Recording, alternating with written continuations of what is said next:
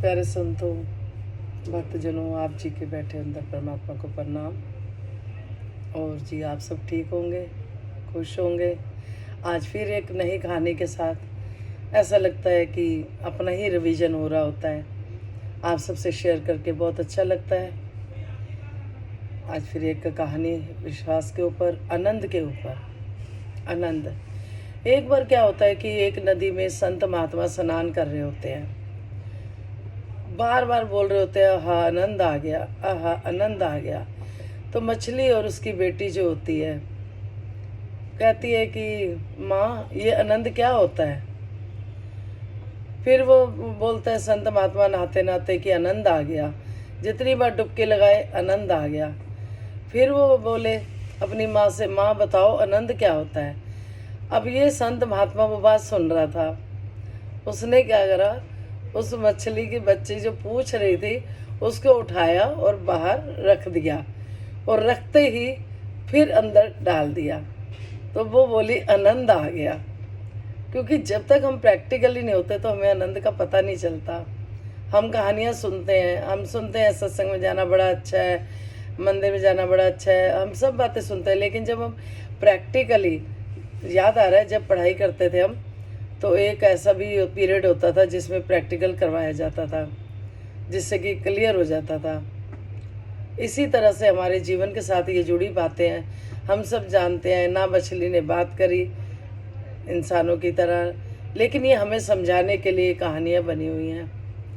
तो आनंद लेना है तो हमें वहाँ पे जाना होगा जहाँ पर हमें सत्संग होते हैं, अच्छी बातें सिखाई जाती हैं और सतगुरु के चरणों में मौका मिलता है हमें।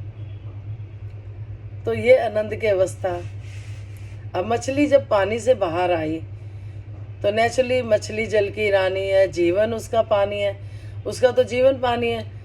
अब हमें भी पता है सत्संग हमारा जीवन है, लेकिन हम जब तक नहीं जाते तब तक आनंद का पता नहीं चलता। इसी तरह से जब वो संत महात्मा ने मछली को बाहर रखा तो उसके बाद जब अंदर डाला तो उसने बोला आनंद आ गया, क्योंकि मछली का पानी जीवन है। और जब तक वो बाहर नहीं आती उसे पता ही नहीं चलना था, वो पूछती रहती आनंद क्या होता है।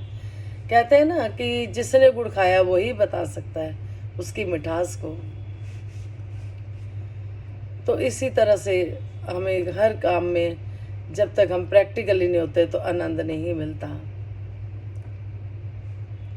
तो इससे यही शिक्षा मिलती है कि हमें जाकर आनंद लेना है, वहाँ बैठकर संतों की वाणी सुनकर, सतगुरु के वचनों पर चलकर।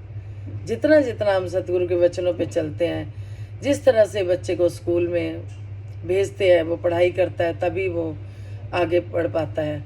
नहीं तो वो आए स्कूल से बैग ऐसे ही रख दे, पढ़ाई ना करे तो पास होने वाला नहीं है। इसी तरह हमारे लिए भी यही है, हम जो भी सुनकर आते हैं उस पर अमल करें, चलें उस पर।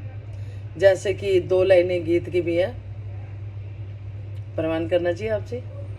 वचना ते तेरे बाबा बंदा जो खलो गया, वचना ते तेरे बाबा बंदा जो खलो गया, कख नहीं से मुल जीदा लख दा हो गया, कख नहीं से मुल जीदा लख दा हो गया। बदले ने लेख साडे होइया रोशनाइयां ने, आख दे ने जिन्ना उत्ते रहमतां लुटाइयां ने, मेरवा मैल कई जन्मा दी धो गया, कख नहीं से मुल जीदा लख दा हो गया। जब हम सतगुरु के चरणों पे जाते हैं तो हमारा मोल पड़ जाता है। हमें उनके वचनों पे चलने में फिर आनंद आने लग जाता है। यही आनंद है कि जैसे सतगुरु कहे हम उस पर अमल करें, औरों की खुशी का ध्यान रखें, किसी तरह से किसी को हर्ट ना हो, इस बात का भी हम ध्यान रखें। सतगुरु यही चाहते हैं, मेरा शिष्य कभी किसी को दुख नहीं दे सकता। तो अब हमने देखना है। एक बार क्या हुआ, भक्तों की लिस्ट बनाई गई तो भक्त ने देखा मैं तो इतनी पूजा पाठ करता हूँ, इतनी सेवा करता हूँ, लिस्ट में मेरा नाम नहीं है। संतों ने लिस्ट बनाई थी, तो किसी संत ने कहा एक लिस्ट और बनी हुई है जिसको सतगुरु ने बनाया है, तो देखते हैं। तो उस लिस्ट में उस संत का नाम होता है, वो खुश हो जाता है। तो कहते हैं कि जब सतगुरु याद करता है किसी संत को, तो समझो हम सही चल रहे हैं। और जितना हो सके सभी को खुशी देते हुए जीवन बीते, और सबका जीवन आनंद में बीते। तो फिर से एक बार प्रणाम जी आपके अंदर बैठे परमात्मा को, और आपको सारी खुशियाँ मिले तन मन धन से। जो जो भी कमी है किसी के घर में, किसी भी तरह की, सच्चे बादशाह सबकी पूरी करे मुराद। जहाँ जहाँ भी कहते हैं ना, अंतर्यामी नु दशा की हाल दिलदा, इसको सब पता होता है। जे दिल तो प्रार्थना करिए पूरी जरूर करदा है। तो प्यार से आपके चरणों में नमस्कार, आपके अंदर बैठे परमात्मा को नमस्कार जी। फिर मिलेंगे एक और नई कहानी और प्रैक्टिकल के साथ। नमस्कार जी।